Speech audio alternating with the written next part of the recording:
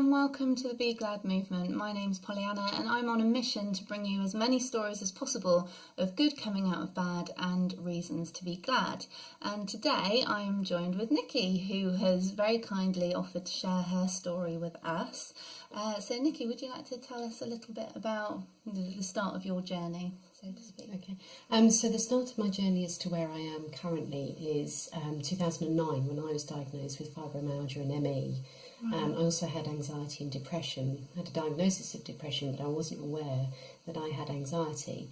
The consequences of that was I became really quite ill, quite dependent on quite strong medication. And as a result of that, I lost my job with the NHS, and I had 4 children to look after.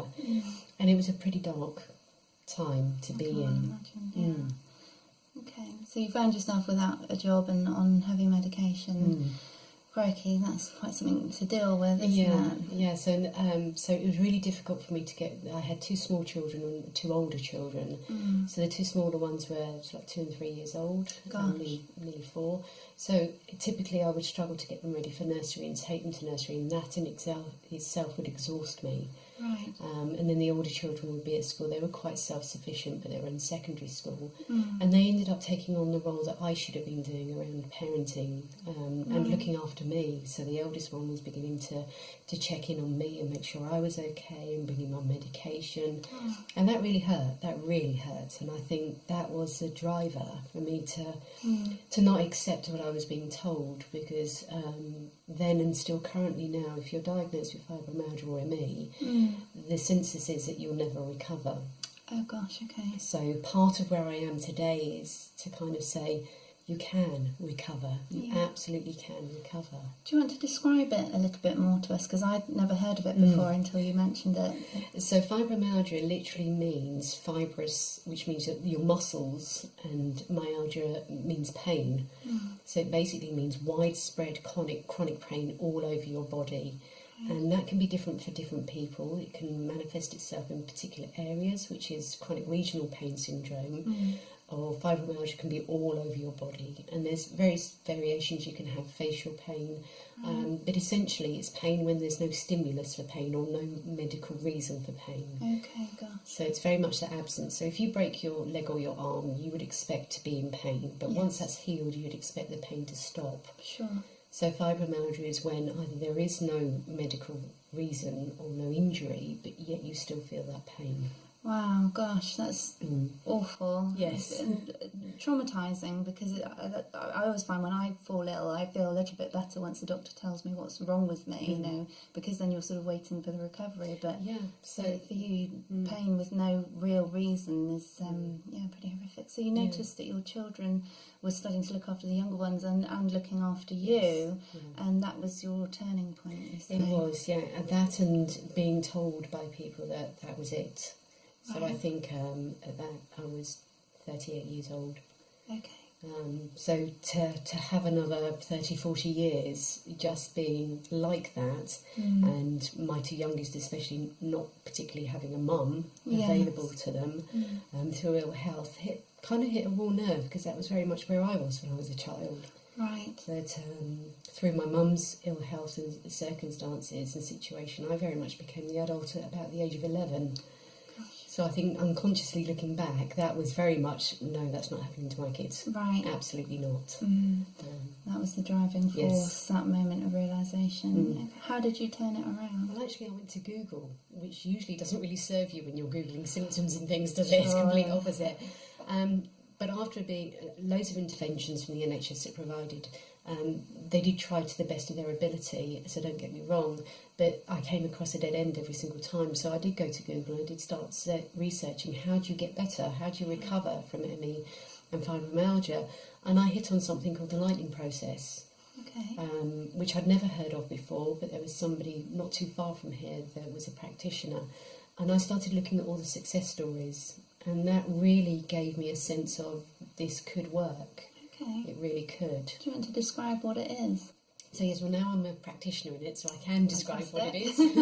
Because back when I did it, the 3 days we were in such a whirl, and with chronic fatigue you get something called brain fog, so you really struggle to take on board information. So had I not become a practitioner, I'd have struggled. But it's a 3 half-day training course, which teaches you how to reset your body's own natural healing system. Okay, that sounds interesting. Yes, so it covers a lot around your thoughts, because your thoughts shape your behaviours.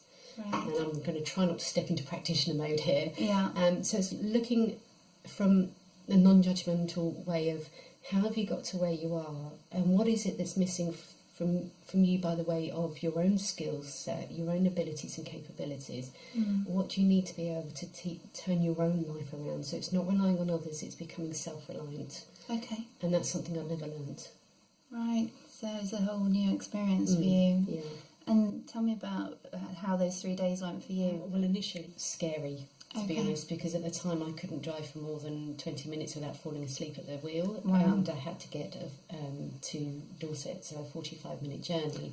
Gosh. So initially petrified, Yeah. but very, very quickly I realised that actually there's a realisation that I got stuck, and it's in a really accepting environment. So you kind of learn how you got stuck, and you say, that's what's happened. I just never knew that. And now I will be able to learn the skills that I need to be able to get myself unstuck. Yeah.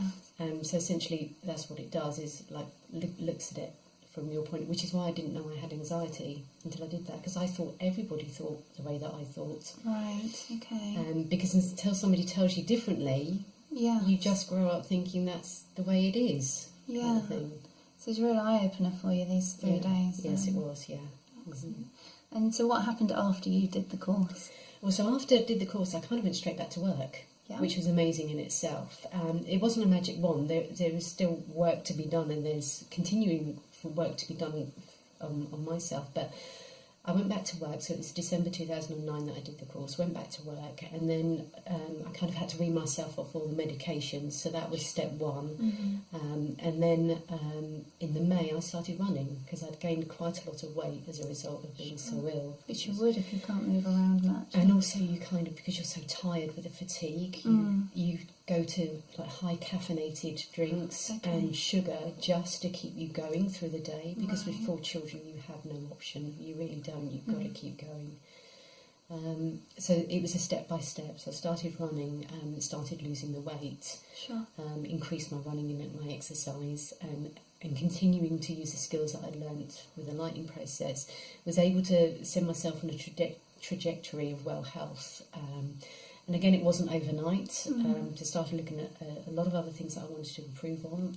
I think in 2013 I ran my first half marathon. Excellent. 2015 ran my first marathon. Wow. And now my children were older, so a little bit more self-reliant. So that's when I started to train to become a practitioner. I'd always had that goal from the moment I did the lightning process course. It was like, I really want to be this. I really want to do that for myself. Sure.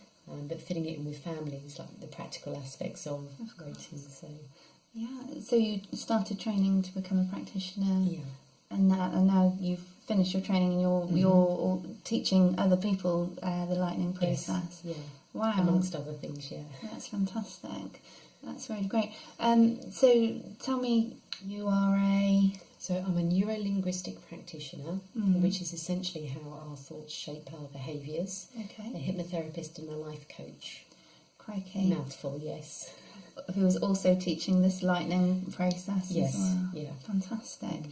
And essentially you wouldn't have become all of these things if you hadn't had that moment of realisation that your illness was getting to a point where your children are now having to look after you. Yeah. So that was your moment of realisation, your knee-jerk reaction to that downward spiral of being poorly, that you've got to kick out of it now. And not everybody does, unfortunately. Sure. A lot of people, without that moment, and I think it was partly through people telling me that there was no hope, there was no alternative, and me not accepting that. It was a big part of it, and because of my children, because I didn't want history to repeat itself. I didn't want them to kind of essentially lose their childhood and become an adult far too young. So I am really, really glad that happened to me. I don't look at back on it with any regret whatsoever, because it shaped who I am today. Right. And without my experiences from life, which you can't learn, you have to experience, I wouldn't be so able to be able to help others, because I've experienced all of those emotions, all of that destructive cycle to quite a spectacular level. And it means that I can understand how it is for other people, and therefore help facilitate their path to wellness and happiness. What would your message be to anyone that's watching this that is going through the same thing as you went through?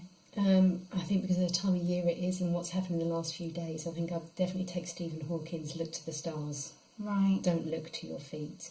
Be open-minded, and never give up. Right. Never give up, because there is always a vehicle, a way of finding that sense of whatever it is for you in your life. Sure. Thank you so much. I really appreciate you sharing your story with us, and I'm sure it's going to speak to a lot of people out there. Thanks, Nikki. Thank you. If you like this video, then please do follow us and subscribe by clicking the button in the bottom corner. Also, you can find us on Facebook, Instagram and Twitter by searching at BeGlad Movement. That's at BeGlad Movement. I'll put my tongue back in. Thank you so much for following, and I look forward to hearing from you soon.